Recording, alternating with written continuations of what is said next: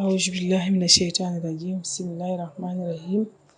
الحمد لله رب العالمين الحمد لله رب العالمين الحمد لله رب العالمين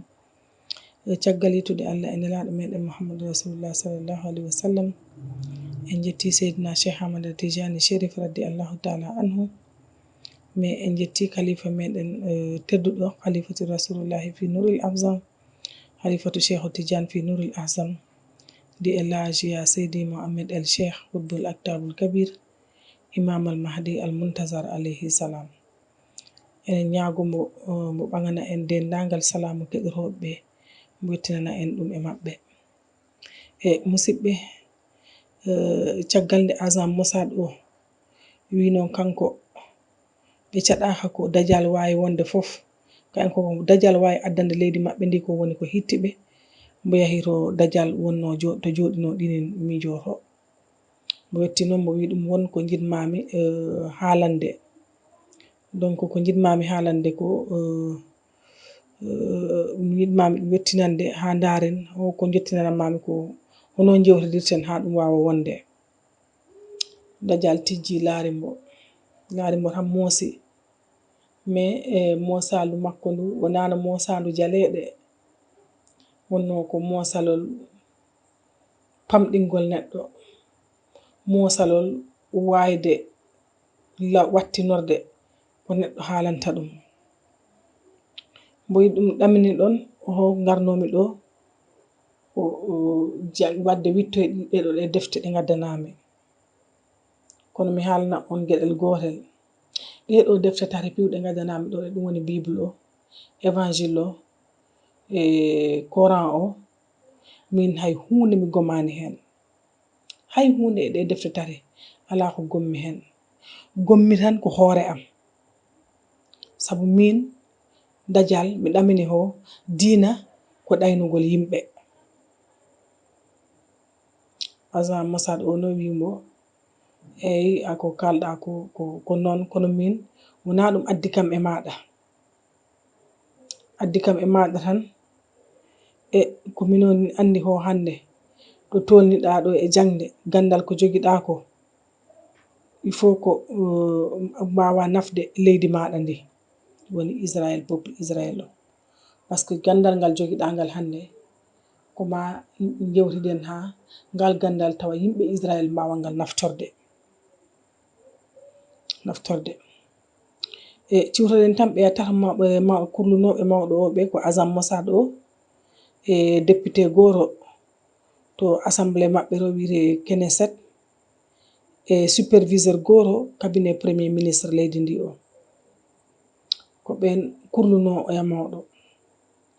mo wi ɗum noon minen min jiɗi ko si tawi a jaɓi han ngara jaha liggodoya e amen e parti amen he parti amen o wiyete ko l'écoute ko parti mbiyete l'écoute woni parti amen no donc minon yiɗi ngara liggoden ɗon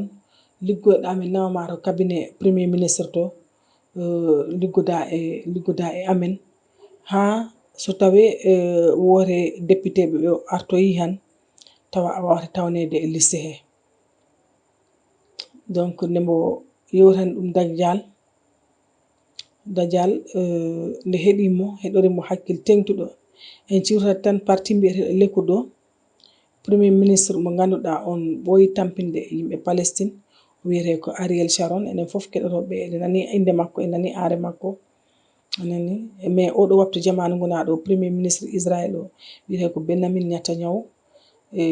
on kala en nani aare makko ko on non oɗo saaha mo kalten ɗo woni président on ɗon parti mbiyeteɗo l'écoute donc mo wi ɗum sa jaɓi tan ngara taweɗa e on amen parti liggoden parti mbiyeteɗo l'écoute ɗo mais oɗo saaha mo gonɗen ɗo min mbaɗa feere ha min tawnama e cabinet premier ministre he liggoda e premier ministre o ha si wote député ji ɗi yettima han sabu oɗo wattu mo kaldeten ɗo député ji ɗi keeɓi tan ko hirande wotere heddaniɓe duuɓi tati ɗo eɓe battude woteji on tuma si woteji ɗi battama min mbaɗama placé min bindama dula mo ganduɗa taw ko tiɗoy wo ko tiɗoy si woteji ɗi mbaɗama tan a yaltat dajjal noon wimbo min wonko jidnomi sabuna nde Dajjal haaldata ɗum e agent Mossad o haa hannde ciwren tan mo heɓi ko duuɓi 17. Mo wi ɗum min gila ngoodami mi meeɗa yaltude, mi waɗaani voyage, mi meeɗa yahde ɗannal. Oɗo sahaa noon jinnomi ko yaltude yahde ɗannade. Ɗannade mi yaharo e nder Israel to leriinde leydi to. Mi yahat toon e tuunde wotere non toon wi'e Lut. Nden tuunde non wonko wonani kam toon sabu héritage am mystique o ɗum woni hoɗum. Mi jogii toon komi foti ronde to banggal gandal cuuɗingal. ɗum ko on nden saare woni ɗum woni nden tuunde mbi'etende Lut ko toon mbawammi yahde. Si mi yahii toon tan woni ko pommi toon ɓaŋoyde haa hannde ɗum woni gande am gandal cuuɗingal ngal pommi toon ɓaŋoyde. Ko ɗum addi miɗo yinno wadde voyage mi yahara Lut, saare mbi'etende Lut. Agent Mossad o no wimo ko no waadi noon pi minen de minen jiɗi liggoden so tawi a jaɓi hen ma min nawma to saare wi'etende Tel Aviv min ɗaɓɓanama toon appartement on tuma liggoda e cabinet premier ministre o. No Dajjal miiji haa seeɗa mo wi ɗum oɗo saha no mbiɗa ni joni kam ɗannagol yaade saare mbi'etende Lut ɗum ɗini wawi fadde. Donc mi yahat mi tawe e parti moɗon mbi'eteɗo lekkuɗo no mbiɗon ni liggoden haa mi laara. On tuma noon ɓeɗo yimɓe tato ɓe ganduɗa ko ɓe mo tawnoɗo synagogue ɗo kurliɓe mawɗo o ɓe belti ɗum woni hoɗum agent Mossad o, ɗum woni superviseur gonɗo e cabinet premier ministre he o, mais aussi ɗum woni député gonɗo à la Knesset o. Donc kamɓe fof ɓe njahi ɓe calmini Dajjal, mais Dajjal aussi salmitiɓe mais salmitadu tindu noon sabu neɗɗo wonno salminirtama tan anda oɗo ko gorko tigui salmintama nin ɗo. Ɓe belti ɗum noon. On tuma agent Mossad o mbo wi ɗum ɗo e janngo walla balɗe ɗiɗi mbaɗa feere parakeji maɗi min neldama oto on tuma mbo ara mbo naɓama to ville mbi'eteɗo Tel Aviv. Koni agent Mossad yanti noon Dajjal on noon ɓe peccodiri ɓe njahi. Nde ɓe njahi mawɗo mo ganduɗa ko on mo tawno ɗo synagogue ɗo mawɗo gorko nayejo mbo ari e Dajjal. Mbo ari e Dajjal noon mbo wi ɗum mbo yetti tan Dajjal wimo mi nani ko mbiɗa ɓeya ko kalduɗa e maɓɓe ko fof mi nani ɗum. Wona a sikku ho mi nanani ko mbiɗa ɓe ko. An aɗa andi ko min woni hombo, min miɗa andi ko min woni hombo. Kono min ko min daroyto e leriinde aduna he mi haalna aduna o piiw ko min woni hombo. Ɗum min waɗoyta ɗum min Dajjal ko min daroyto e yeeso aduna o fof mi haalana aduna o ko min woni hombo. Mo haaldi ɗum e mawɗo o.